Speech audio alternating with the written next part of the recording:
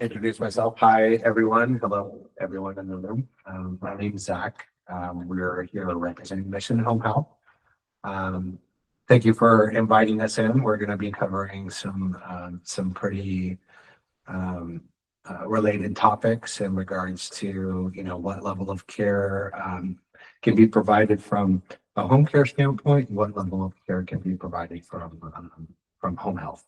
So now I consider home health, home care. That's how I kind of differentiate between the two levels of service. Mission Home Health does skilled nursing, physical therapy, occupational therapy. We have medical social workers and speech therapy. We, as a Mission, cover basically all of Southern California, so as far up north.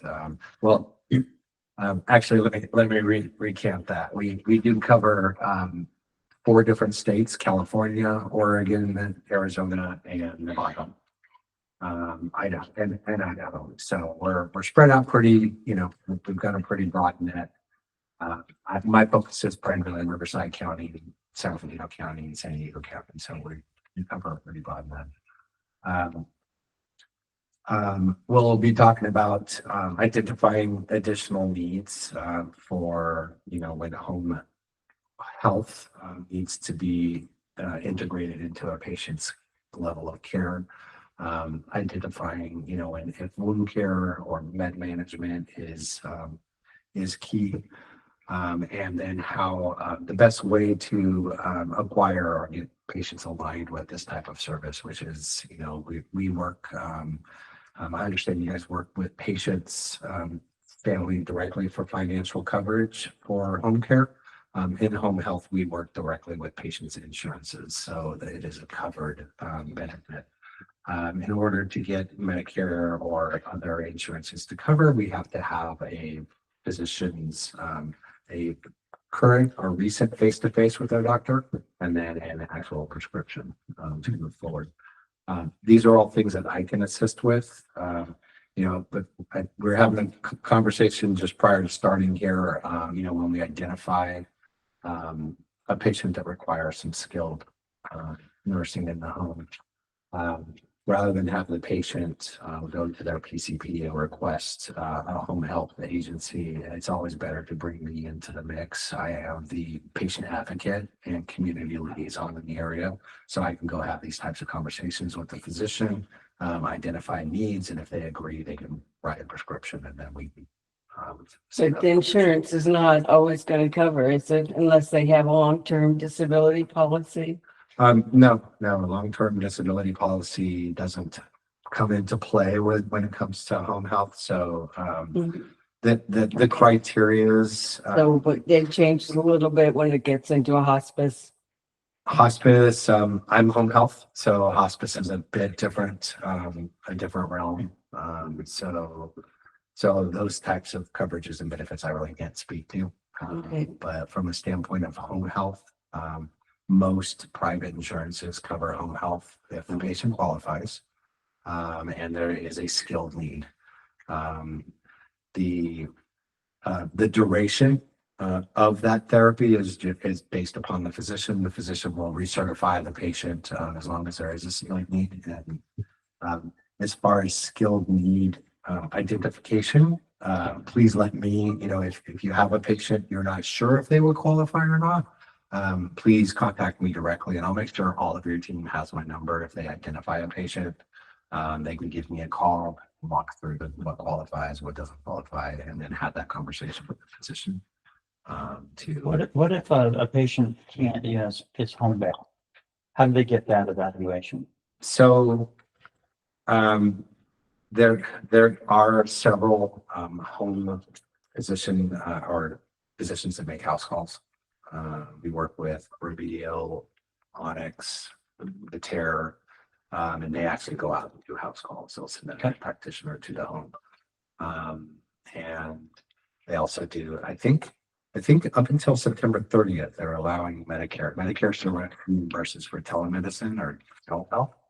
I have a feeling they're going to extend that beyond September 30th because Medicare and Congress has identified that a lot of these patients that are extremely homebound, even getting into their car with assistance from family or caregivers, is still a taxing effort. And, having a physician be able to see with them is critical. Most insurances cover, in-home, physician visits. But it's on a case-by-case basis. If you have a patient who has extreme or a client, that has an extreme difficulty getting in to see their PCP, please reach out. I can give them a line or the doctor will come out and see them in the home. Homebound status. And this is a question that's always a little gray. Some people think homebound is bedbound or not able to leave their bed or home at all, but Medicare does deem that as, if a patient can still go out and see their physicians, they can still go to church, they can still leave their home and still be considered homebound. But there has to be a very reasonable taxing effort for that individual to leave that home. So those determinations are made by the physician, and then of course the assessing clinician when they go out to meet with the patient as to whether or not they meet those criteria. Don't ever try to guess. Our clinicians can go out and assess and check. We have a lot of patients, I think, that literally don't leave their house much except for doctor appointments.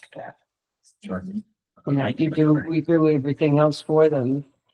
Yeah, because it can be hard for them to, like Yeah. you said, get in and out of a car is risky for them, actually. Yeah. Not even just difficult, but They prefer Yeah. just staying home where they're safe. yeah. And these are our seniors that are truly at risk too. That they develop pressure ulcers or developing kind of. And we're talking a little bit about medication. Some clients or patients don't know when to take the medication, how to take the medication. Sometimes they can't even identify it. These are patients that we can impact the most. They take secret medication during the day. You're like, what are you doing? That's the biggest rehospitalization as well, especially the heart failure, diabetic, they come home, they have all this change in medication, and they automatically want to go back to, oh no, we used to taking this before because I've been on it for 5-6 years. And then no, you've been hospitalized. So now is your new regimen and educating this is what you take for this. Or if you're on blood pressure medication, you really need to monitor your blood pressures, because if it's dropping too low, don't take another blood pressure medication, because then it's going to drop even low. It's going to increase the risk for falls. And it's just people just, okay, this is what the doctor wants me to take, and I'm just taking it without even knowing what it is and what it's for and what to watch for. Right? Yeah. If I could ask a question, just since we're on medication, or you want to kind of give an overview and then we can come back around to details. How do you want to do it? No, please. Let's Okay. take questions as they come. Okay. That way we can answer and then roll into answer. Yeah. It's just arriving too, I think. So on that, when we have patients that are coming home after discharge, some might come home from the hospital. It seems like a lot go to skilled nursing for maybe some rehab, then come home. But in either case, it seems like they typically will have a change in their medication regimen, and so when they come home with that, we're trying to help them, and when there are family members present, and it's just the patient, we're trying to help them put all that together and get off to a good start. Trying to make sure they have an organizer, pillbox there. And so, is there a service with home health that when somebody discharges and comes home with all that new medication, could you come out to help them get off to a good start and get it organized and set up? Yeah. Is of that course. something you could bill Medicare for? Yeah, so with changes in medication, and all that education, not only education, but mainly the education on the medication was changed and what to monitor for. So that's definitely a skilled need to go out there and teach them and set them up. And then also, when to take, how often to take, how am I going to get your refills on these medications and symptoms to watch for. So yes, that's definitely something that Okay. that's covered. Oh, that's really good to know. Yeah, that's good to know. That's not something I knew. And I'm not sure everybody else did, but okay, great. So then at that point in time, would we just be reaching out to you to be that advocate to try to get something like that going? Yeah, especially post hospitalization, whether it be acute or subacute. Most of the time, the case managers integrate the home health into part of the discharge plan. Because they know that, the first 24 to 48 hours, 72 hours, Yeah. it's critical. And Right. that's where we want to keep your clients at home and not back in the hospital. Readmission, yeah. Readmission. They want to keep those readmissions down. Right. They want to keep Yeah. readmissions down and, Yeah. and you want to keep your clients at home. Exactly. Comfortable Yeah. and well. Yeah. And so that's usually organized through the acute and subacute, but when you find a client returning home and none of these types of arrangements have been made, odds are there's been a failure in communication, like the hospital, something hasn't gone correctly. That's when you give me a call. How would we know? Would there be some documentation, because they usually come on with a lot of documentation. They don't know how to read through it, or would there be something in there that would indicate that there is going to be some case management follow-up to assist with medication? They generally will document it. And if they have documented it and there is an order placed, I will have reached out to the patient to coordinate care. So if you can identify a patient that comes home and if there's been a change in medication, so just for some background, and I've seen some of the best institutions in the area discharge patients home that were admitted for shortness of breath and loss of consciousness to the ED, and they spend 2 to 3 days in acute care, and then they're discharged home with physical therapy and occupational therapy. These are the types of identifications that we've got to make because there's definitely a need for skilled nursing. There's obviously more going on at home than the physicians are really writing for. So, addition of services or additional support is something that I'll do. But we also find so many times where, they'll just, the doctor will be discharging a patient. It's 9:30 at night. They just want to get the patient home. Patient wants to get out and go home. Yeah. And they just discharge home to self-care. By the way, here's 6 new cardiac medications and some gauze to take care of that tear on the elbow from your fall.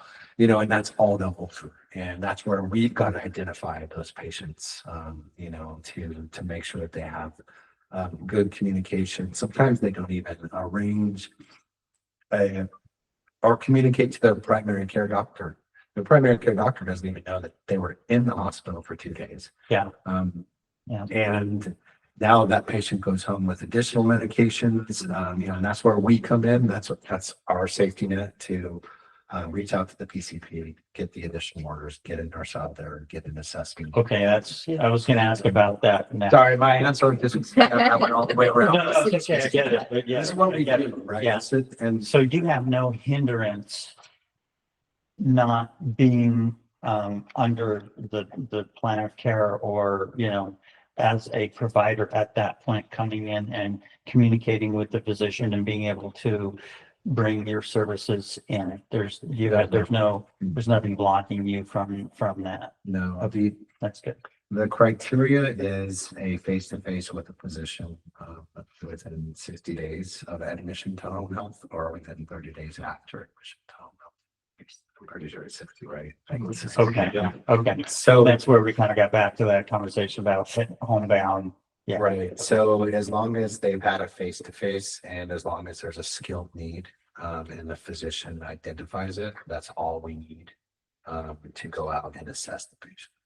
We can go out and assess the patient. If we identify that they're not homebound or there's no skilled need, no harm, no foul. We report back to the physician, say patient is fine. Thank you for the referral. We checked in on them. They don't need home health. But most of the time when we get out there, we can find, And then there would be a circle round back to us to communicate that as well. sure. If we're making that referral, we want to keep that conversation going, you know what I mean? Yeah. All right, so I kind of took over the show. So disease management, medication management. Lovely Linda, she can talk about. Yeah, nursing is a big variety of what we offer. So from the education, medication management, we got a lot of home care. We do the IVs, antibiotic with IVs as well. The thing with those is we have to have a teachable caregiver. So it's not sometimes, patients think to get discharged on home health, on IV antibiotics. Home health is going to come out every day or every dose.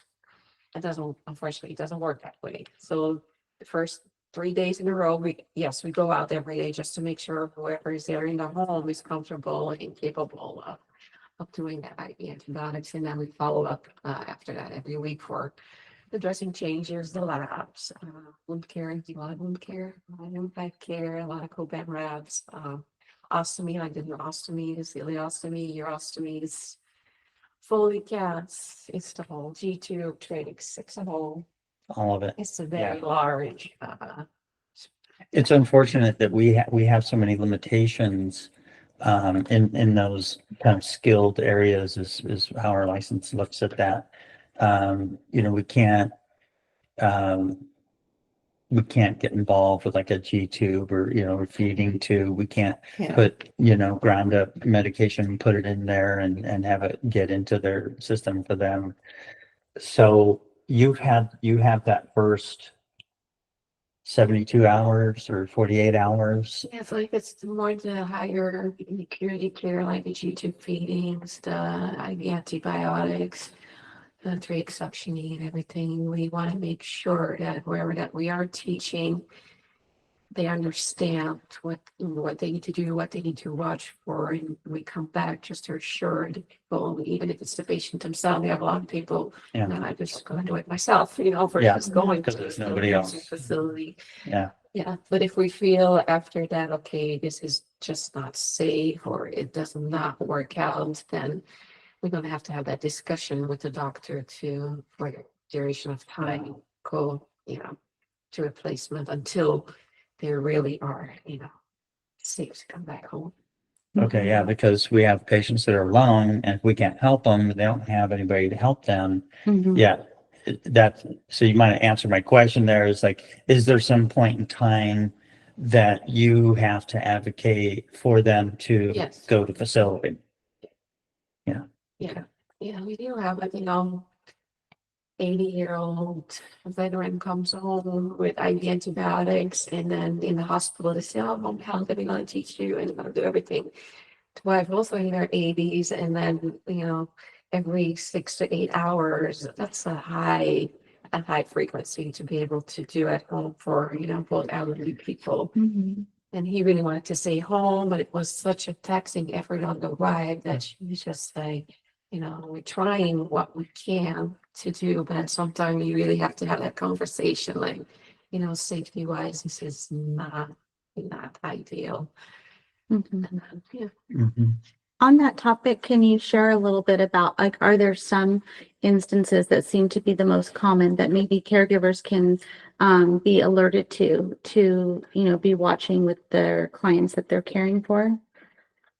If they're on IV antibiotics or Like in general, like in what you have found when you're working with a specific client, right.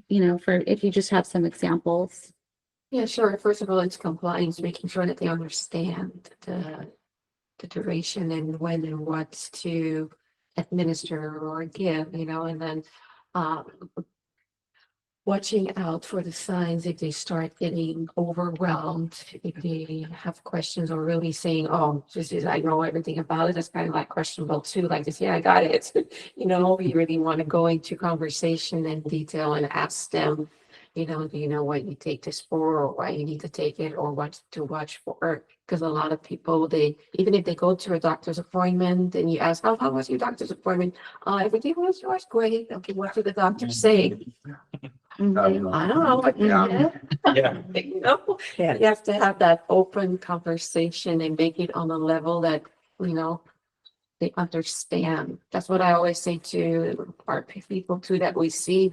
If you go to a doctor's appointment, if you do not understand what he's saying, let the doctor know, because they're so used to explaining everything in their medical terminology that they sometimes don't fall back. And if you keep on saying yes, yes, yes, the doctor is just not.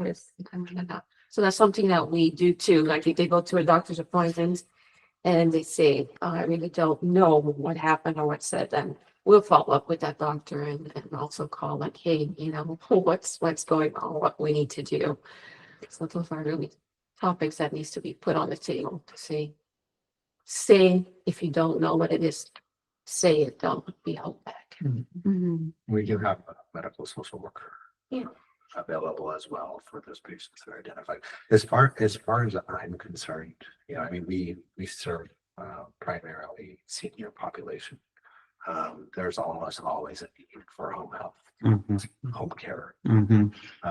you know, for every patient, you know, because there's always going to be a scenario where mom or dad's going to need help with toileting or help with Mhm. cleaning, cooking, all of the other, you know, things. So our medical social worker, you know, it's identified that there is a need, maybe a breakdown in communication, or, you know, I'm trying to bring family, make sure family is available for teaching. If those are identified, then you know, we can get an order for MSW. Our MSWs need to have your information on hand so that they can hand that to the patient, you know, for additional needs. I think that's where the problem a lot of times is families out of town and they call us expecting that we're gonna do all that. Mhm. They don't really get, you know, what the difference between home health and hospice nurse is. It's all the same to them. Yeah. Yeah, it is, that is tough. And, well, and this meeting right here is something that's gonna, you know, I think part of the purpose here is for us to kind of really be able to identify the difference or what they can do so that when a family talks to us, we hear something, then we can make a referral to the home health for the family, and then they can kind of take that from us and continue forward with us, and then they'll circle back around and let us know, you know, what the results were. But Mhm. yeah, it is hard. We're constantly trying to educate our families. They look at us, we come in with scrubs or name badges and look like nurses, Mhm. and sometimes they get us confused for sure. Mhm. Yeah. Mhm. Yeah, and the other way around for us as well. So we go in there as nurses and then they expect, you know, that caregivers is to be. Yeah, you're gonna cook a meal, pick out the trash. You clean those dishes while you're here. You know. Planting pot and everything. Yeah. It goes both ways. Okay. Right, good. So we also work together with wound specialists that come to the house as well. So we get a lot of wound care, especially the pressure ulcer wounds. That's very hard, or you know, takes a long time to heal and chronically heal wounds. So our staff are all trained, you know, the wound care, but sometimes you say, okay, this is like a wound that's been going on for months and months, and there's nothing, you know, changing with the thing that we tried.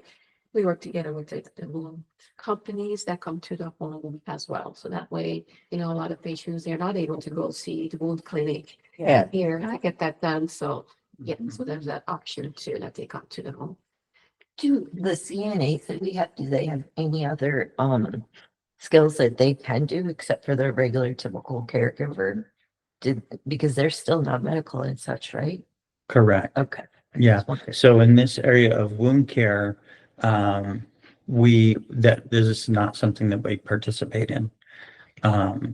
Just because there's a knowledge base that needs to be had there to recognize the level of that wound, and then what treatments need to be applied that are appropriate, that wouldn't either cause more infection or, you know, damage the tissue or things like that. So on the heels of that great question, I was going to ask maybe you could open it up to us to kind of take us through those different levels of the wound development, and maybe not necessarily all the treatment we don't need to know, but where do we, at what level should we be saying, I think this needs some skilled care. Okay, so as soon as the pressure ulcer wound, as soon if you see that redness and you push on it, that's not blanching back. So that's already a big alert. What does that mean, blanching back? Okay, so you have the redness. Let's break it down. Yeah. So you have the redness, and normally when you push on the redness, it turns white, and when you release it, you have that redness coming back. That means that there's still circulation going on for that. That's okay. If you have the redness and you push on it and you don't see nothing changing, it's not turning white or nothing, that means that there's compromised circulation. And that means compromised circulation, whatever pressure under that skin is not getting any blood flow, blood carries your oxygen, and that skin underneath it is going to start deteriorating. And start kind of. As soon as we see those, get somebody out there to come to care education to prevent this, because once it starts opening up, then, then you have that drainage, that infection. Yeah, discomfort, medication. Uh-huh. Yeah, backing up the bowels. Yeah. For us, we would know enough, like, I don't take care of any bedbound patients with visiting angels, but I do just privately. We would know as visiting angels, like, you need to be repositioning that. Like, if you're spending the day with them every 2 hours at least. Yeah, and even if it's they're sitting all day in the chair, whatever, Still, even as simple as an extra pillow, if they don't have a way, just an extra pillow on one side, after an hour or two, put it on the other side, just to get a shift of pressure relief to get the circulation back going. And then very important, if they're incontinent or whatever, checking them that they're clean, that they're dry, that, a lot of elder people, they don't want to drink the water because they're afraid to go to the bathroom. But then, everything gets mixed up. it just gets into Cycle. concentrated urine and then the risk of UTI, and that's just like a whole constipation. It's just the whole. It's a tough cycle. We do see a fair amount of patients who are staying in bed, and we do have patients that are hospice. At what point in time, we see people, and it's usually just the tailbone right there. Right. Aside from we're doing all that repositioning, often throughout the shift, about an hour or two every 2 hours. When can we ask for that if they're not in a hospital bed? When could we get them, or maybe make a recommendation to the family to ask for a hospital bed that can help them, and the alternating chamber So mattress? They will qualify most of the insurance. I'm not sure if I'm going to be right, but if it's a stage 2, so as soon as the top layer is open. Okay. So Medicare criteria is patient requires frequent and adjustments body to position. Also, Medicare requirement is patient requires frequent adjustments to alleviate pain. And then also for a hospital bed, risk of aphasia, or not aphasia, but aspiration. So the patient's head of bed needs to be elevated 45% for more than 3 hours per day. Medicare will cover a bed. Now for the mattress overlay, there's a gel mattress overlay, alternating pressure, and then a low air loss. So the APP, which is it's kind of like a bubble, looks like a bed raft, and it bubbles down. That is a stage 2, stage 1 or stage 2, but also urinary incontinence is a qualifying criteria. So for an APP. Now they have the low air loss mattresses, those go into the stage 3 and stage 4, and that's definitely where we've we need to be involved. You're already on the scene. There's gonna be probably. wound care, yeah. probably Yeah. probably before it's. Yeah, boy, yeah. And like she was, and I'm not a clinician, but what Linda was saying on those wounds that are just red, there's a lot going on under that subcutaneous level that could already be a stage 3. It just looks like it's redness. So, whenever there's redness or any skin breakdown at all, that's where, and even more so, not so much hospice. Hospice, there's a physician who is overseeing that patient's direct care Mhm. and getting report back. But a lot of patients who are on home health, that communication isn't always getting back to their doctor, especially if you guys hear or see the family say, mom's missed another doctor's appointment because she just can't make it in. And we're going on 4 months now. That's when, our eyes and hands on the patients and communicating back to the physician with clinical information is key. Mhm. But for the hospital beds, any urinary incontinence at all is an automatic for a mattress overlay to prevent dick tubes. Sorry, I went the long way around that. That's a great question because that's where our seniors, once that wound care, our wound begins to develop, that's when, things start escalating and the odds of them ending up back in a hospital acute setting increase. And that's what Yeah. we can intervene. Well, and I'm primarily the one that's doing most of our assessments. So when I go out and see the family and the patient and, we're asking about, discomfort and, any discoloration in the skin, asking about the tailbone, all that stuff. That's where I want to be able to make a more forward recommendation, and have someone like yourself be able to patient advocate for them. So, and then also, kind of back to the touching of the discoloration, just so we kind of understand, because obviously we don't want to push it too hard. So, how much pressure do we need to put on that to really see? To be a lot of pressure. So usually when you take your tongue and you just push, or you see a little bit of embedment and you let go, that's enough. You don't have to start pushing. If it's already not doing anything, Yeah. that's an indication. Yeah, it's just very superficial. Like, yeah, I would care to say that this is not a step that we've taken in the past because of just being concerned about that. We report it, we make sure the family knows, but we do want to take that next step to be making recommendations. And so for the caregiving staff, we still want them to be able to report to the office. And then our care coordinators are the ones that are really talking to the family, making recommendations like that. But I think it's really awesome that now, because I think we've just been spotting it, right? And we've been saying, oh, there's a sore. Oh, it's developing. It's, I just happen to have taken all those classes that I had to, and that is something we're supposed to do. We are supposed to be aware of and push on it and check and see that they're getting good circulation. Yeah. I don't think that's happening a lot though.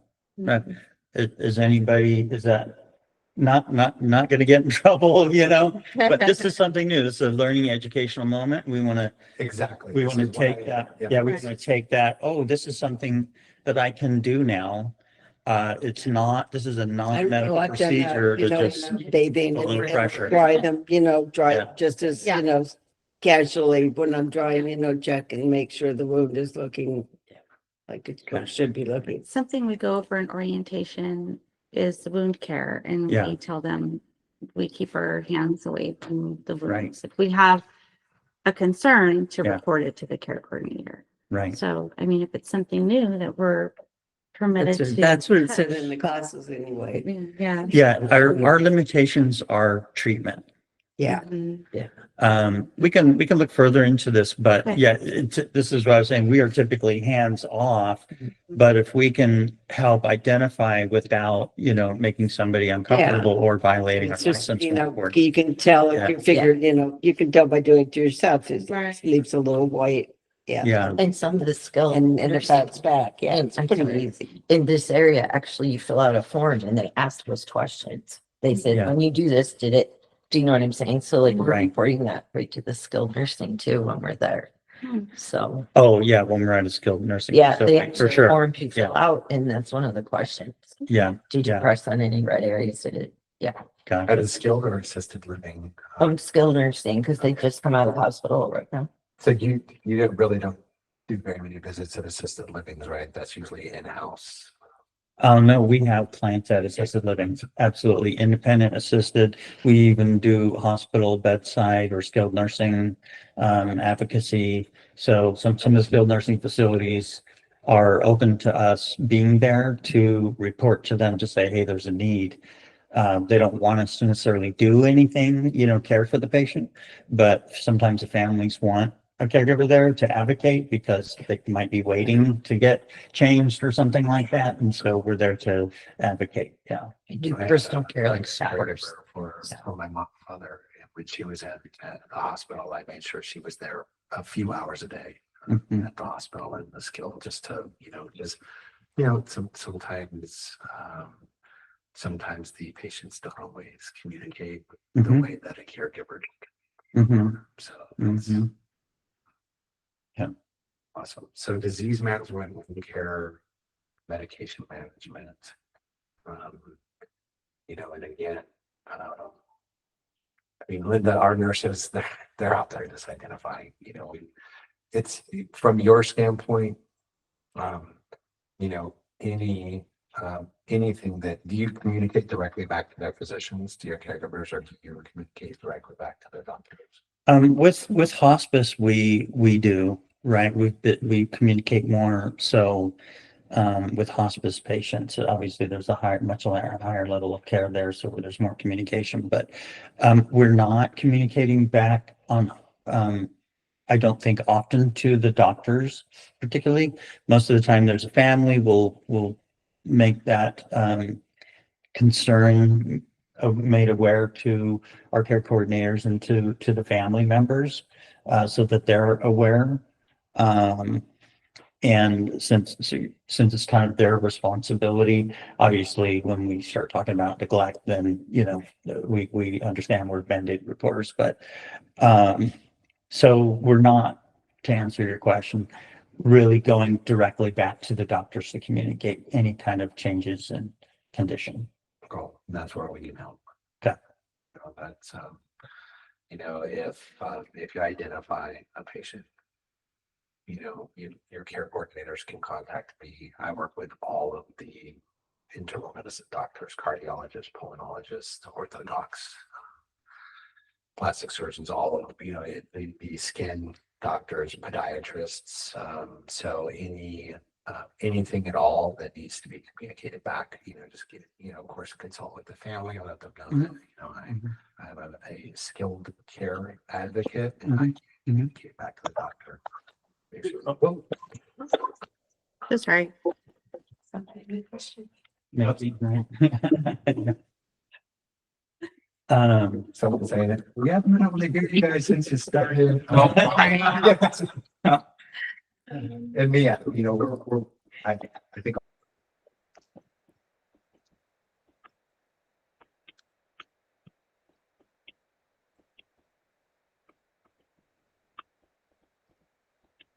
Kind of back to medication again, this is, so,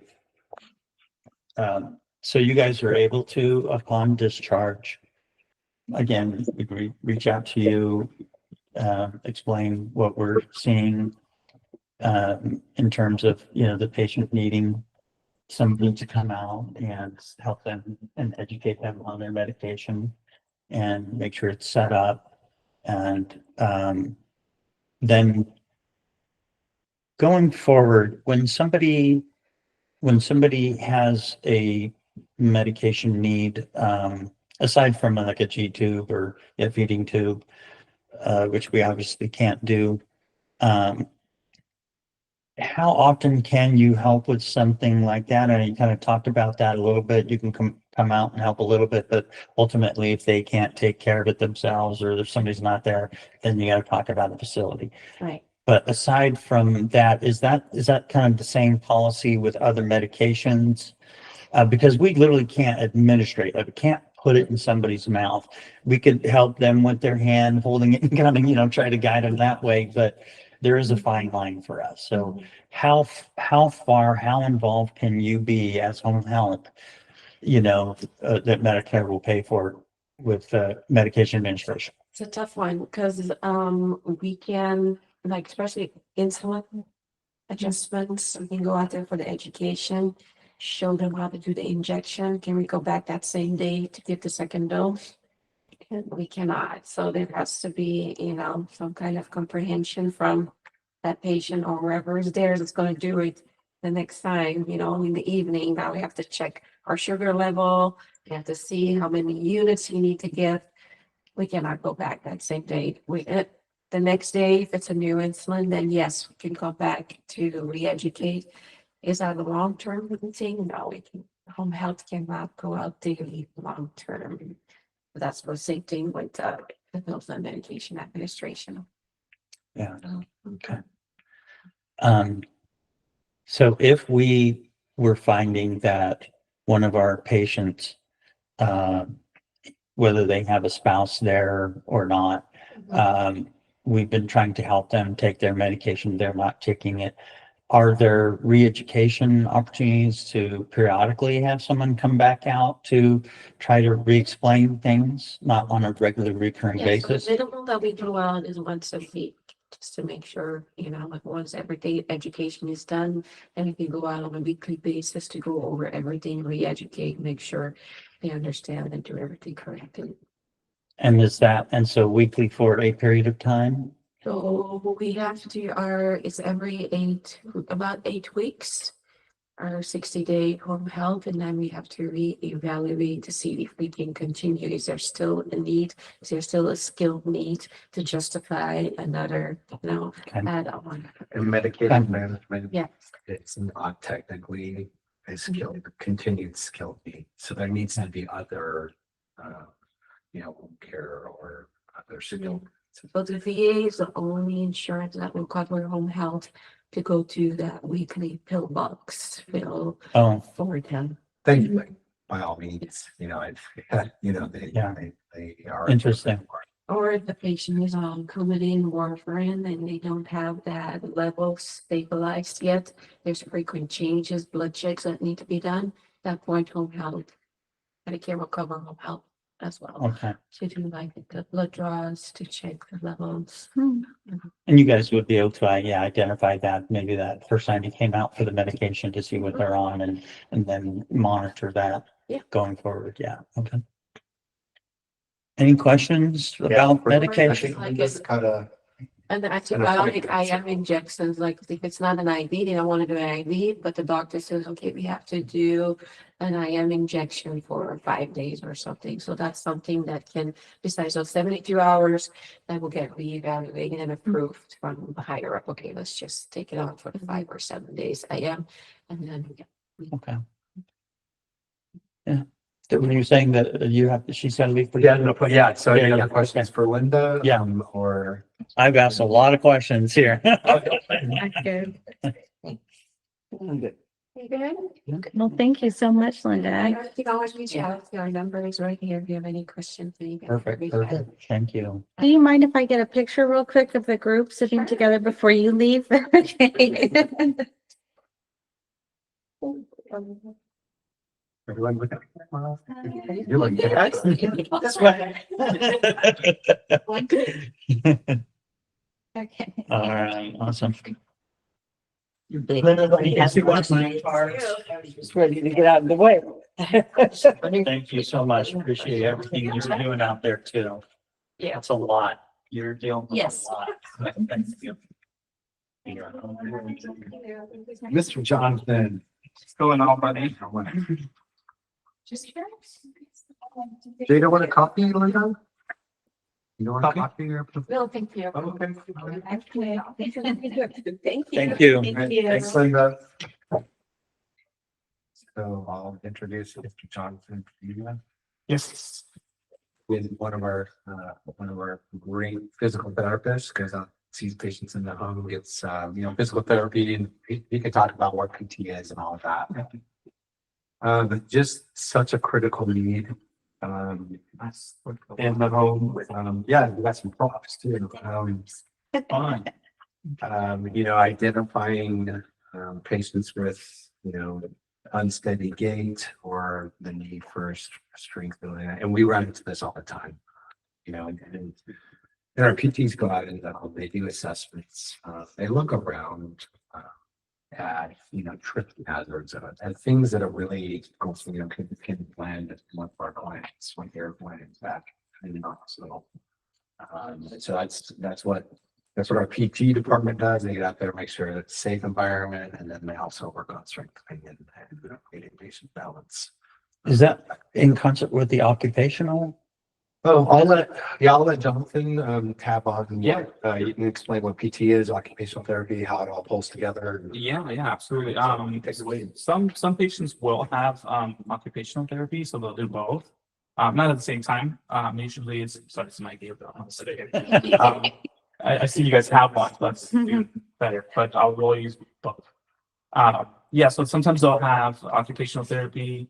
I think I've mostly seen, because I'm a physical therapist, so I'll see who's on the caseload. So sometimes we'll have nursing, sometimes we'll have aid, sometimes we have speech, but occupational therapy I do see fairly often. And they work on functional mobility, all their like getting dressed. Can you put on your shirt? Okay, you had a hip surgery. Do you know how to get dressed? You put your underwear on, you can put your clothes on. How do you do that with your hip surgery that the doctor's telling you can't extend your leg this far or something like that? So they deal with all the functional tasks of daily living. Can you cook? Okay, well, if you can you handle standing for 10 minutes or 5 minutes at a time? Because no, I'm just gonna pop it in, do a TV dinner. Okay, well then that's easier. They can deal with that. But so just tasks like that. How about getting into a tub? I mean, some people are like, oh, I'd rather do the shower, but the shower's upstairs. Can you do the stairs? And then, okay, let's refer you to physical therapy because we'll handle a lot of the gross motor movements, meaning that like walking, transferring in a chair out of your bed. Can you negotiate stairs? When you're walking, do you need a cane or a walker, or do you need some assistance? Or am I seeing you do this stuff like your furniture walking? You're like, it's like, well, you maybe consider a cane, or and sometimes like, no, I feel like an old man when using one of those. I'm like, yes, but it's temporary. Let's just start with it and use it for now and be safe. And I don't want to see you for a broken leg next. I'd rather just do everything right the first time, and we'll just continue to get stronger. So a lot of coaching, motivating, educating is part of our sphere. But physical therapy, we deal with a lot of strength, endurance training. Can you, like I mentioned, can you stand for? Well, I can't even get the mail. I can't go outside to get the mail. I'm like, oh, okay. Well, let me see how far that is. Okay, that's about 200 feet. And you have a step to get in and out of the house. So we have to go over a couple things and kind of break things down. Well, let's see how you do walking in here. Just basic stuff. You have to always break it back down to, can you walk 50 feet? Can you walk to the bathroom? Can you go to the kitchen and get some food? All the basic things that you have to do daily. I get this one. I can't get out of the bed. Wait, but you got up? How are you out of bed right now? And they're like, well, my daughter was here and she helped me out of bed. I'm like, okay, since I'm here, let's get back into the bed and let's go over some techniques about how to get out of the bed. Because, your daughter, you said she has to work. And so she came before she came to work. And I know that's kind of could be hard for her. And so let's build strength and see what's going on with your core. Let's see what's going on with. So those are kind of things that we kind of would address. Man, first of all, thank you guys for what you guys do. It's huge. And this population really needs a lot of supports. And so, doing what you guys do is just priceless, honestly. Sometimes I used to work at a hospital, Zach can attest to this because I would see you in there coming in there talking to some of the higher ups and stuff. But I remember like seeing sometimes and like, how's your home situation? You know, and ask the patients. And they're like, oh, my family's all on the East Coast. I'm like, oh, you're here. Oh, well, I'm recently widowed. Oh, okay. So you're really alone right now. So you need a lot of support. And usually we would refer to case management at that point to try to get other resources to kind of help doing that and stuff. So questions about that part? I want to know a little bit about strengthening people that are in their bed. They're bedridden, but Yes. like they're fine. You can get them stretched out and then they turn into an insect. And Yes. And just what can you do for someone like that? Yeah, so if they're bed bound or like they're not usually able to move very much, obviously I would assess, can you do this? You know, can you do that? And see what they can do first, because you always want to, especially as caregivers, which we'll get into transfers and stuff, protect your back, protect your job, protect the patient. Like you gotta outlive the job as much as you can. So unfortunately, home care, statistically, it's we have the highest injury rates in the industry, even more than like hospitals and facilities. It kind of makes sense. They have equipment in the hospitals, and when you're in the home, you don't always have.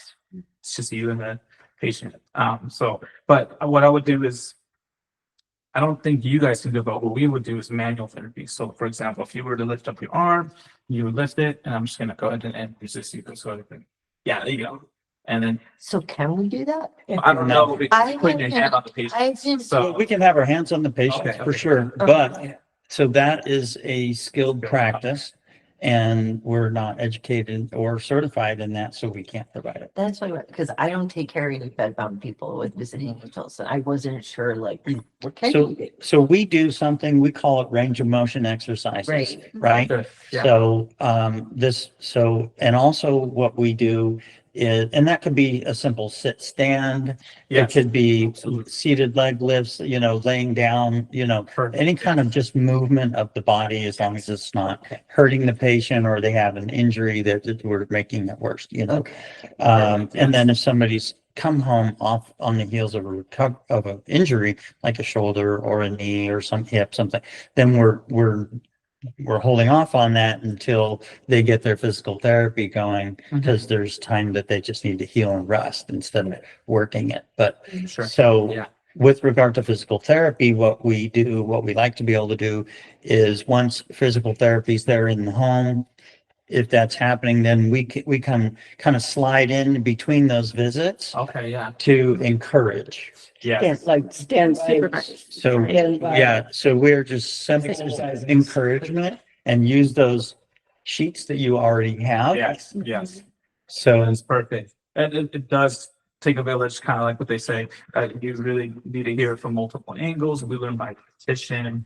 And so even some of the stuff that nursing will do, I try to encourage. Like, oh yeah, what did the nurse say yesterday about that? Oh, they said I need to do this. Yeah, you should have done it today. And just to try to encourage that. Obviously, I can't administer the medicine and stuff, but but I can encourage it and I can educate. And so those are the things that are empowering for us as that extra voice to, oh yeah, have you done those exercises? And I have had a couple patients. It's kind of one of my typical questions when I start a session. Like, oh, how did the exercises go over the last couple of days since I haven't seen you? Well, nope. I haven't done them. I'm like, okay, well, is there a reason? Are they too boring? Or is it? And then they're like, no, it's just okay, well, I'm a little complacent. I'm like, okay, well, you're honest. Okay, well, let's talk about some barriers that maybe could help you. Where's the exercise sheet? They're like, oh, it's in the cupboard over there. I'm like, well, let's keep it out in the open. That would be a one step, and just like little cues to help you. You know what? I'm standing here. There's a commercial. Let me just keep it I out. want to know, like, once where people are sitting in a chair, I'm just watching the patient get weaker and weaker and weaker. Yes. He never wants to get out of his chair. Yes. So the one thing he'll do is move on to like the bonanza thing. Okay. So we try to watch That's fun. bonanza. But I Yes. mean, like, what else could you do if you were agreeable? Yeah, so obviously formal exercise is typically going to be the most effective if you can get them.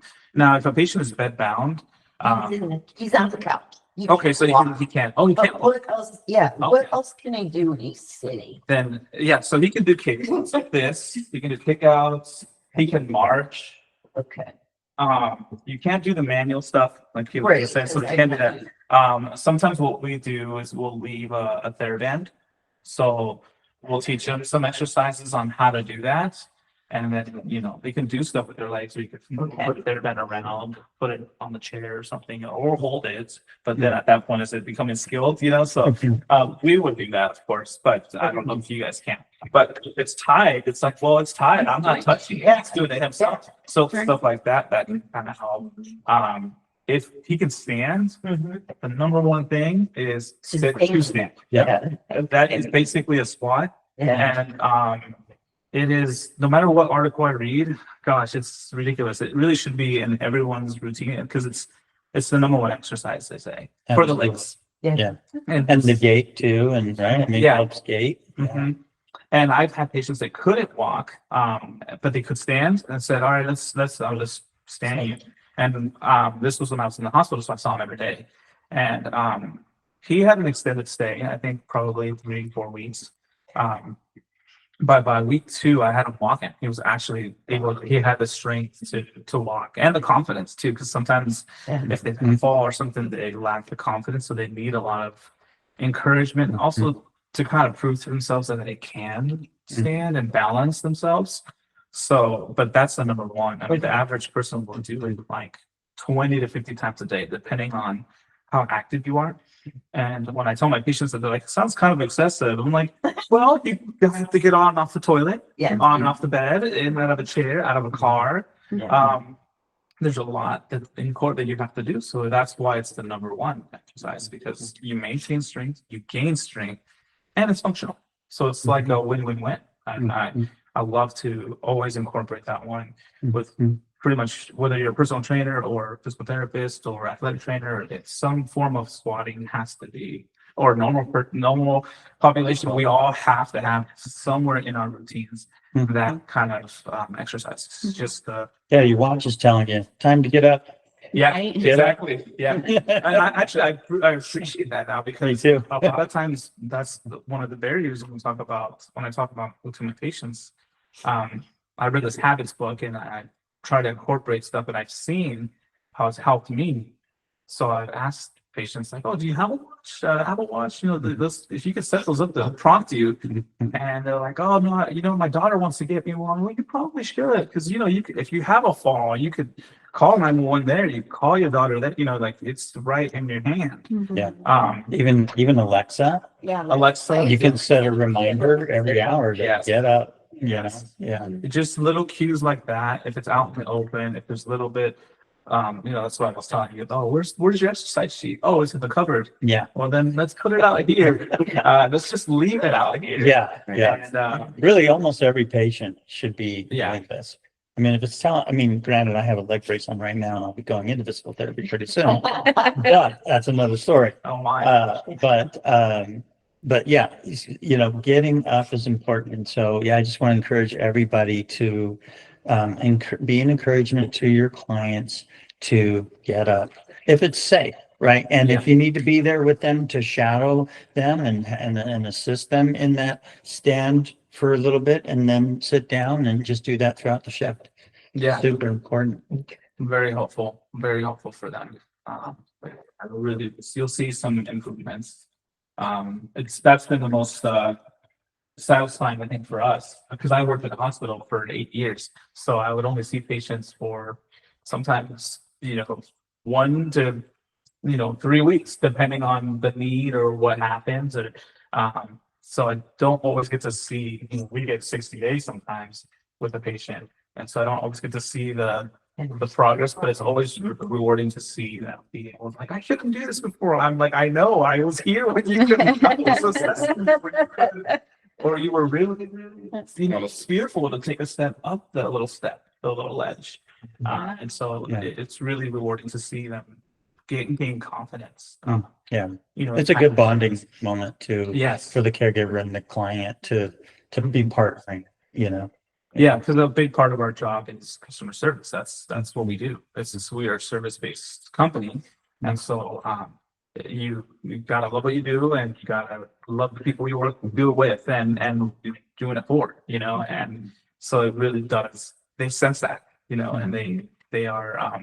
I've had some patients that are hard to motivate, and I'm like, oh yeah, and I'll crack a joke or something, and they'll kind of, give a little, and I'm like, okay, yeah, it was a micro chuckle, I'll take it, and they start to kind of open up a little bit. And I had one guy in particular, and I probably saw him for, I think he extended him an extra a couple visits, but he really, from the start when I first saw him to where he ended, I was like, he's walking without a walker, he's getting up, and he would always say, oh yeah, I'm not really getting better. I'm like, I don't know, man. You weren't able to walk to the door before. You could walk past the door. We're going outside now. And so helping them see those things. Because you want them to take ownership as much as you can and have them do whatever they can. So, but yeah, if they're sitting, do those kind of things. Encourage, marching, pumping ankles, and then the arm stuff. I mean, you don't have to neglect the arms. You can have them. Anything above the heart of the shoulder level, it's going to elevate their heart rate. Doing this, doing that, reaching up, which is helpful. The condition, but generally, it's going to help all of them. Anything about the arms. I have them sometimes do this. I almost want to put on like some music, to have them, rock to it. And I've done that a couple times, but yeah, it just helps them to whatever you can to kind of foster that. Yeah, they could like even hold a pillow, right? Yeah. You can put a pillow in between their legs, have them squish the pillow, 5-second holds, There you go. 10-second holds, and those kind of things are very helpful to incorporate. You can, if we had the TheraBand, and sometimes we do this too, I'll put the TheraBand around their knee or their thighs, and then I'll have them open with me kind of holding it. But you can sometimes I'll tie it, just leave it so that they can practice on their own instead of them holding it. And they'll just open the legs, and it helps the side muscles heal, which are stabilizers when they're walking and standing and all kinds of stuff like that. So, but let's stand so we can actually do some of this fun stuff. I see you guys have a key belt. You guys use key belts often? Yeah. Perfect. Okay. Yes. So much research that helps using these bad boys. Question: do you guys know where to put it? I hear. Oh, I forgot we got video. Yeah, so maybe we should set a video down. Yeah. So anybody? Any takers? All right, come over here. We want to make sure that this is locked before you have seats. So typically, what you would do is kind of above the waist, if you can, of course. Sometimes, there's ostomy bag or something like that, so it's kind of harder to put anything on there. But generally, you can put it down on the waist area too, but really above here, because our center of gravity is just anterior or on the front part of the L2 on your back. So up here is going to be where you have more stability. And we use this so that we don't yank them. This one on you. So we don't yank them. Their arms or pull from the shoulders or anything like that. We want to use this to kind of give you some support. And the reason we put it here is because the center of gravity is there, so you have the best control. If the patient was gonna fall or they needed a little support, that would be the best place to have the belt. So anybody know what the steps are to getting up? I know it sounds basic, but sometimes we don't think about it. We just do it. You're gonna probably do a count. Yeah, get to the edge, do a count. Yes. And then You're like between their legs. Yes. So if you're doing the transfer, if you're doing a plane sit to stand, I would usually have the patient scoot closer to the edge if they can. So scoot closer to the edge. You have your knees here like this. It's a perfect shoulder width apart is great. And what you would do is you would prompt the patient to tell them to, rock. I usually like to count rock, like 1, 2, and then 3, so they know it's kind of what's coming. And you want their nose to go over their toes. So that's kind of a common phrase. You'll be like, oh, your nose goes over your toes. And then that shifts the center of gravity to make it so much easier for them to stand. So when you guard the patient, What's that? Those are my toes. Yes, exactly. When you guard the patient, if you're just doing a stand and you kind of know that they're fairly safe, you don't have to guard them from up front. You can be on the side of them. So you stagger your stance like this. So it's like a power stance, if you will. You know, like it's where you're stable enough to have them. Notice I'm kind of, my knees are kind of bent a little bit. So I kind of have more support for them in case if they do lose their balance, I can kind of maneuver them because my center of gravity is low. So I have an advantage. Yeah, your feet are that way because it'll keep you side to side and forward to back. That's exactly right. Yeah. So if I was like this, you can push me and I can easily, you know, fall over. But if I'm like this, I am a lot more sturdy and I have a lot more, I can move, no problem. And you're not going to knock me over. So you want to have a good stand. Right. Okay. Now you can, I typically tell my patients at first, you can push off with one hand or two hands to give you support in the beginning, because depending on how deconditioned they are, they need it. If they can do it without, then I try to encourage them, don't use your hands. You cheated that one, you know, and as much as you can, because if they can, I'm like, hey, I want to enable you. So go ahead and stand on up. I'm going to just start here. Perfect. So I had my hand just kind of touching the belt. And when you put on the belt, I can't see it here, but maybe up front. Kind of the 2-finger rule. So it's kind of like, you can put this, maybe a little bit snugger, but not that much snugger. So you want it above here, 2-inch rule where you can put 2 fingers in between the belts. That's going to be like the most ideal. You can tuck this here like this. I sometimes like to use both just because I have a better hold. So perfect. Now when you sit down, she reached back, she used her arms, that's perfect, graceful. That's what we want. That's exactly right. Now, when you're doing a transfer, that's different. So you mentioned going up here. Can I get another volunteer? Do you want to go, Lisa? Anybody? Okay, so when you do a transfer, well, actually, we could do it from this chair. If you don't mind, go ahead and sit in that chair. I mean, they can both move, but not that I don't want to put you on blast, so that's why I'm going to help it a little bit. So typically what you want to do is you want to put the chair, well, let me ask you, where would you put the chair? Well, first I'll remove this. Smart. I Good. can put it right. Yeah. Remove it, and then I'll just kind of put it right here, right in. Yeah. Perfect. Yep, at an angle. Some say, depending on the textbook, some say 30, some say 30 degrees. So like this, a little bit more. Some say, or 30 like this more. Sorry, that's 30 degrees, 45 degrees, either one. As long as it's kind of close and it's angled, you're going to have a good advantage to do that. So perfect. It depends on what other structures are. Yes, in the way. exactly. Yeah. Exactly. And if they have a stronger side, I mean, if we're really in textbook style, you would want to use the stronger side to get them up. But sometimes it's not feasible because of furniture. And so sometimes I'm just like, we're going to have to just go on the weaker side. Let me set you up properly and we'll do that. So Sorry if I could ask, so If- for the pivot and the stronger side, should that be the pivot foot should be the one closest to the chair you're transferring to? yeah, so you want to have both feet facing technically away. Mhm. So like when you're this way, and then you would turn it because you want to go in the direction that, so say I'm here or you're here, and I want to bring your feet this way, facing as much the other way. Yeah, because we want you to go this way, your body this way, so your feet. Did I answer your question? Yeah, because if this is the strong leg and she's pivoting on that, then it could also kind of get twisted up and block that other, leg. So I didn't know if this is the strong leg, then which one do you want to pivot on if you have a choice? I would do it on the stronger leg if you had a The one that's choice. closer. Yeah, the one that's closer. If you had the choice, but if you didn't, you just kind of have to make it work. To do that. Okay, good. So you brought it here, and then what else do we do? You put the braid. Nice. Used to be an automatic fail in my school for that.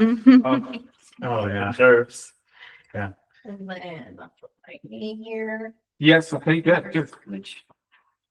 So then Perfect. Now this has got obviously wheels, so being in the back here. Sometimes I would just, depending if they're like a murder alert, I'll Mhm. just not, so like give me like a hug. That's Yes, you can do it that way. Yeah, count 2, 3, like 1, 2, and 3 up, Okay. and then you're gonna turn her. Pivot, pivot, pivot. Okay. And then Not too bad. That's good, actually. That was fairly smooth. Okay, go ahead and go back. So that was good. The only tip I would give you is, and this is just standard stuff that we all have to do. I have to do it in myself all the time. Is you have to so you have to squat. So your back's a little bit more neutral like this, and then you would come up. Okay, and then you would just pivot, pivot, pivot, pivot, pivot, pivot, and squat down. Okay. So your back's they're just gonna arch a little bit. It's gonna bend a little bit, but it just keeps it more neutral. So you're like pushing more with your legs. But that's the best way to do it. That's pretty much, you gotta really accept that part. That was the only thing. So that was not bad. Yeah, so you should switch now. Should have you do it. For the bell time. But it's really good because so there's a squat pivot, there's a stand pivot. So it's the one that you guys just did. It's a stand pivot. I don't if the person doesn't have a weight belt, what do you do? a gate belt. Yeah. So I've only done this a couple of times because the patient didn't have one. It's because it was a family member and I didn't have my bag or anything. But you can technically use a belt, a regular belt. They're just not very it depends on how confident you are. So what I did is I said just put it on, but I'm not going to use it. Yeah. I just grabbed the patient back here. Just kind of had my hands back here And they're. as just kind of a barrier. And luckily he was able to do 30%. So I was like, okay, I helped you quite a bit. So it's still considered max assist, but he helped me 30%, which I was grateful for because he was able to get partially up. Once he got up, then I had more of a hold. All right, come on over. We'll do the same transfer here. Like come up and say scooch up just a little bit if you can. There it is. Because Yeah. otherwise. Oh, she's amazing. You're good. But if you can put your arms around my shoulders, that Perfect, yep. helps so much. Okay, we're gonna rock 1. We're gonna get fun 3. So 2, 3. Trick there. Oh, sorry. I think wait. You're okay. Okay, good job. There you go. Okay, pretty good. I like it. Did that a lot. Yeah. So yeah, and what I was saying about the squat pivot is the patient can't fully stand up, Yeah. then they're gonna be like this. So that's a squat pivot. It's the same thing. It's just called different, but it's just more. It's probably the lowest form. So squat would be first, then stand pivot would be better if they can stand all the way up and then pivot, and then you can do. If they can obviously do more, then that's even better. Yeah. Have them do more. But come back over here. Now, another way you can do this is you can put both your legs around their knees. That's another technique that you can, but I personally don't like it either. I've never seen that. Um, Oh, interesting. yeah, you technically can. I feel better about in between with legs like that. Yeah, so it's just kind of preference, but I just want to know, let you know, Yeah. it is out there. Okay. You absolutely had to, but if you weren't confident that they were, that's kind of more of I've seen more dependent transfers, Okay.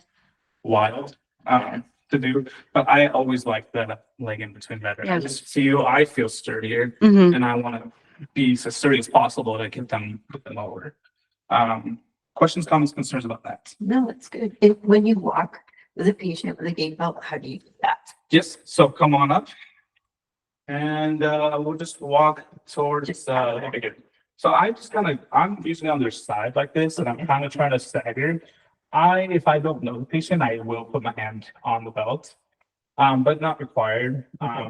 Most of my home health patients have been like this, where it's mostly standby. Okay. But sometimes I don't feel confident, so I'm just gonna put my hand right here underneath the and the reason is I could just kind of do this number if I had to kind of get a hold of, and I could do it up front to guard her, but I like to be on the side. Okay. So go ahead and walk forward, and I just kind of follow. You were gonna hold your hand like a lot of Alzheimer's patients. It really Okay. helps. Yeah. To hold the hand. Yes. So I would hold the hand here, Okay. and I will just do this. I think that is that if I don't have the pressure. Oh, okay. Wait, so you I do, just look like, I would have to. oh, okay, yeah, We'll have the phone. okay, yeah, I mean, you're dancing, you know? So, but yeah, you can I just. go with that. Yeah, the more you can, obviously, the more you can get them to do, but you want them to, how confident you feel in their ability you can do all that. So, yeah, you can take So that. you can't get into assess the situation before you Mhm. start. You can't really go off with someone just holding on to the Yeah. gate belt. Yeah. Yeah. If they're gonna go back and forth and you A good rule of thumb gotta is grab their end. if they can kick their leg while they're sitting down, that's a good general rule, and they can probably stand, or at least partially stand. So that's usually like, oh, I have a patient that I've never met before, and I'm assessing them or whatever, and I'm like, oh, while they're sitting down, I'm like, can you kick your leg out? Yeah, okay, good. Can you kick the other leg out? Okay, good. Can you just hold it there for like 3 seconds? Okay. Okay, all right, then let's try this. Let's try standing. I'll set them up, get close to the edge, push off, we talked about push off the chair, and then let's try to stand, and I'm kind of seeing, and I'm also feeling like, oh, do they need a lot of help? Do they, so, that is a helpful thing to kind of know. Okay. Because, yeah, I think that's good. I don't think you guys see sliding board transfers or anything like that, right? It's nothing fancy, nothing crazy. It's not really common. Yeah, sometimes if you have like paraplegic or something like that, or somebody that has maybe like a car accident, they have a spinal cord injury or something, they will transfer. Well, sometimes they'll just bam like this. They'll just transfer over. Mm-hmm. Something. Just like. Yeah. Bam. I mean, sometimes they can. Sometimes but if they can't, then they'll put a sliding board here. They'll take this off, sliding board, and then they'll scoop their bottom so they can use their hands Okay. to do that. Obviously, they have to have some good upper body strength to be able to do that. Mhm. But generally, that's what we would try to do, and that's the different kind of transfer that I don't think you guys would deal with that too much, but that's another time. And then the last one is Hoyers, but obviously we don't have that here. But have you guys familiar do. with We do. We do have one. Yeah. you guys Do you want me to bring it in here? It's up to you guys if you guys feel comfortable doing that. or- Done. Okay. Oh, wait, do you have to put them into it? Then we can't do that. Oh, okay, Yeah. gotcha. Yeah. Okay. Sorry. Fun. We have a mannequin that we use Oh, for it. that's funny. She's hard though because she's Yeah. very slippery, and so it's not really exactly the same, but gives our It's not- caregivers the idea. I've done one of those transfers with the mannequin, not my favorite. Yeah, Or yeah. transferring them like squat pivot or stand pivot. Uh-huh. Do not like that. Yeah. Mannequin. Yeah, they're slippery and Yes, wobbly, yes. but Yeah, so I think those are okay. basic transfers, and it sounds like you guys see a lot of the stand pitch, so that's good. It's good. I think that's it for us. Any questions, comments, concerns about that? Probably for the. Oh, I never spoke your caregiver, sorry. As far as the moment of showering, our clients, is there anything that you can add to that topic? As far as like safety or like being able to, kind of Take like, that. yeah. If they, preferably if they have a walk-in shower, that's gonna be the best setup first, so I would go for the walk-in shower, if they have that. If they can't stand for, a long period of time, I would always recommend a shower chair. Yeah, sometimes they come home with a commode from the hospital, and that could be used as a shower chair. Just take the bucket out, have them sit in that and transfer into that. And then you can have them clean and do everything at that point. But typically seated is going to be the best. I always warn them, especially my heart patients. I would always warn them, okay, look, you probably like, do you like to take hot baths or in showers? They're like, oh yeah, I love it. The men especially, like, oh yeah, I love it super hot. And I'm like, okay, well, you got to be aware that it's going to make you more tired because the steam and everything that just builds up in there, it messes with your oxygen a little bit. So you're going to feel pretty tired. So if you can cool it back a little, don't hang out there for too long, stuff like that. It's just like, Interesting. yeah. So Mhm. you can also recommend having these anti-skid mats. Yes. Some I haven't found a favorite. I've messed with a couple, and you can like stick them on there. Mhm. And some of them, like I had an OT that really liked one. I don't remember the brand or whatever, but Mhm. she would always recommend that. I was like, I noticed you keep recommending that one, and she's like, oh, it's really good. She's like, and I had a little bit more grip. And they have the strips too. They have the strips too. Yeah, yeah. So those kind of things will kind of help like set up the patient. If they can stand good, then you're good. Yeah. That's really interesting what you said about how they get more tired from the steam and the Yes. heat. Because Yes. I had an elderly patient I was caring for that was on oxygen, but would remove the oxygen to shower. Yes. So I always noticed afterward there was so much less energy. Mm-hmm. Hmm. And being The off endurance the was oxygen like, too. yeah. They're oxygen dependent. Yeah, that's another factor. So that plus the steam makes it just a little bit harder to. Interesting. Even if we take a hot enough shower, we'll notice a little bit afterwards. We're like, I feel better, but in the moment or right when you get out, there's a lot of steam. It's like it's kind of a little tiring in here, and it's normal for that to happen. But yeah, always be aware of those little things that any little bit that will help them, to be, obviously as independent as possible and set them up for a win. Mhm. Little things like that I would. And the patient that I was talking to, he was a cabbage patient, and he was like, no one's ever asked me about the temperature of my shower. It's cold. Yeah. Cold plunges, that's a thing now. So, but yeah, so that's something for the showering. Okay. One thing we'll give you a good time. Sure. Do you have to assist patients when they fall?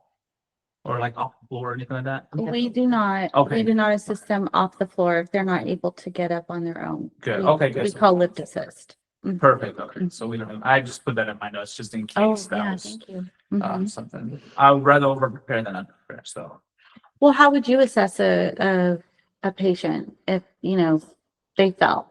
To yeah. determine whether or not, like, how much should you really try to like help or, determine What if is they our can. policy on that? Because I remember I had a patient fall. Well, I showed up and they just fell. And I'm like, no way. Just now? Oh my I just got here. It's something. If you have waited 2 more minutes, I would have made sure you didn't fall. Yeah. Yeah, I Usually don't it's know. EMS that Yeah. comes to assess the situation, but what I did, and I think it's fairly healthy practice was ask the patient, is he okay? Did he lose consciousness? Because that's the other things that EMS is already going to do. Right. EMS is the emergency. Mhm. They're going to come and do all that. But I just want to make sure they're okay. And then like the gentleman had his hand behind his back. And so I was like, let's just move your hand gently. Is it hurting? No. Okay. Just to get it more neutral, because I don't want you staying there. And EMS might get there quick, but it might be 5 minutes still. And that's, I don't want you like this. And Would you put a little pillow or towel or something under their head or not? yeah, just get them to come whatever the comfortable position is that you can do. Yeah, absolutely. I would ask these things after. Yeah. So I would generally for home, that's what we would do. In a hospital setting was a little bit different. We would have a team that would come. There's a set of protocols. Yeah, that's the protocols. But so then they would assess the situation, make sure he's okay, and then safely get him up. Or in the hospital, we use the Hoyer to get him up and into the bed. Then we can assess him, and they'll send him to MRI or whatever to make sure he's okay or she's okay.